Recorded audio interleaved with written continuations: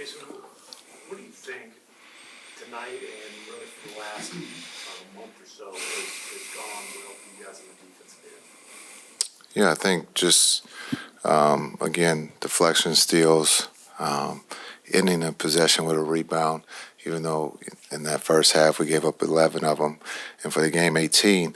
But I think just the guys feeling comfortable of what we're asking them to do.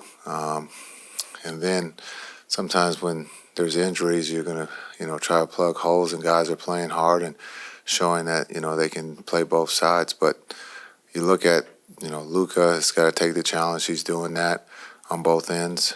Kai is competing. We're small, and so it looks like we're getting a couple of steals more than we were, early in the year. But I think just also, I think we talked about around Christmas, we would start to, get a little bit better in that area, and right now we are. Can you talk, before the game, you said this was Kai's first time playing with the Timberwolves. How do you assess his play, especially in that last quarter? Yeah, just like the last time he played Minnesota here, when he went off in the fourth quarter.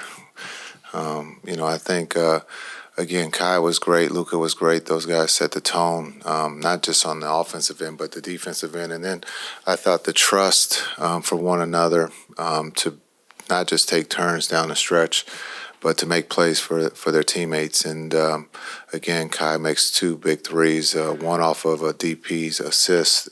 He's in the corner. Heck of a catch, heck of a pass, big-time shot.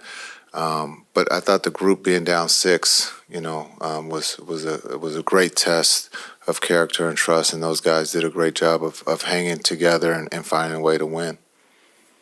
Can you talk a little bit about the bench play? Yeah, the bench has been great. We have some guys who have started, and we now have, and so guys, Hardy, Seth, everyone who played tonight, helped us win. We got great looks. When you look at what Timmy has done for us all year, competing, we're asking him to play the 4 and guard Towns and sometimes Gobert. And so the beauty of this team is guys are on up, to do whatever it takes to win. And so we're small, but we're competing. And when you have a leader like Luka and Kai, it helps. What went into the decision to really lean into the more aggressive, trying to force turnover style of defense?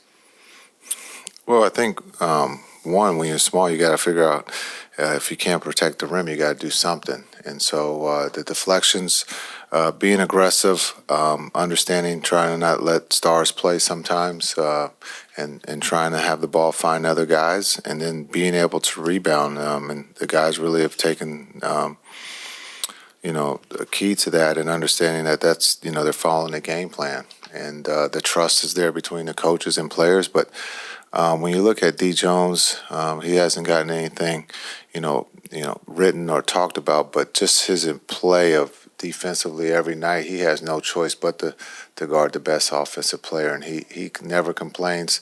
The beauty of this team, a small thing tonight, he had a great look at the 3 to close the game. We come into the huddle, maybe to run a different play, and Lucas said, "Let's run the same thing. Let's get it to D. Jones. He's gonna knock this one down." And so it's just, that's what this team is built on, is Luka and Kai. But our role players are playing at a high level right now, and D. Jones is one of those guys defensively and offensively that we count on. Do you think Luka responds better to the more aggressive style, or like the defense that puts him in positions where he's challenged and he has to, post up or guard a cat posting up, or when he does have the freedom to try to chase a steal or block? Defensively, yes. Yeah, I think he does. Are we going to ask him to do that for all 82? No. But I think he is up for the challenge, that he doesn't want to just be known that he can play one end, at a high level. He wants to be the complete player, and he's done that by guarding Cat. We asked him to do that tonight.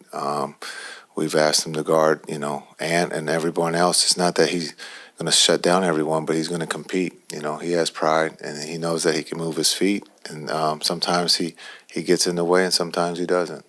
What have you seen from Derek Jones? You're talking about him offensively in terms of attacking closeouts. He always had that big finish down the stretch tonight. Kind of attacking off of short catches out of the pick and roll, or attacking closeouts, the driving element he's going to bring into your team. Yeah, I think just seeing in training camp his ability to play make. I think his reputation is pretty good in the sense of once he touches the key, everybody tends to get out of the way. And so if I could jump, or if any one of us could jump like that, it's an advantage, and he uses it at the right time and to be able to have the ability to jump and be able to find the open guy is something that we didn't have. And so when you look at playing down the stretch, defensively and offensively, we don't have to sub. Where a lot of teams do. And so I think D. Jones is a great fit for us. He's comfortable. You can see his feet are settled. He loves playing here. He loves, we don't run any plays for him, but he benefits from the advantage basketball, which is a great thing. For the guys that you don't run plays for, like, where like, is that a specific player type where they can summon the energy to still be as active, as engaged as he is and some of the other guys on the team are? Yeah, we don't have to run plays but for two people, and both of them get double teamed. Luka gets double teamed, and so if there's a play, it's being able to have IQ to play advantage basketball and being able to, find the open man, and that's something that we've drilled, and we have guys who can do that at a high level right now, and we're going to see that, throughout the season and hopefully in the playoffs. But if you don't have that, it can be a struggle at times. And so just understanding the trust level that Luka and Kai have with DP and Jones and Exum and those guys who are and Josh who are in those situations, that's a big trust, because a lot of times it could go bad. And so if those stars are getting double teams, they could take, 4 shots or do something out of the ordinary. So the trust is big. You mentioned Jones is basically a defensive stopper. He's get the toughest assignments. What is it about him that he's able to succeed against, whether it's a 2, a 3, or 4, he's able to guard guys that are star players? Yeah, I just think it's his makeup of who he is. He loves the competition. If you look at his build, there's not a lot of muscle.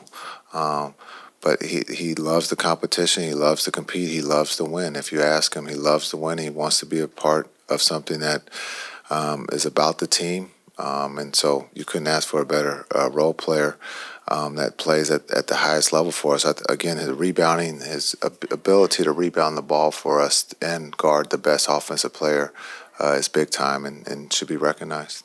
Kyrie had a play tonight where he flew over the Wolves bench. He had another play where he lost the ball to Edwards and he chased him down, fouled him. How does that impact the team when a guy like Kyrie gives that much effort? Yeah, I think when you look from, Kai coming back from the injury, he's playing at a high level right now, and just understanding what each game means for us and for him.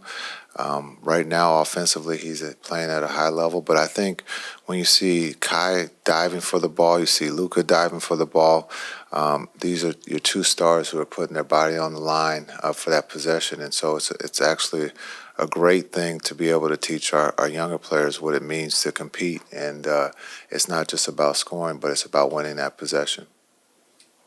Thank you. Thanks.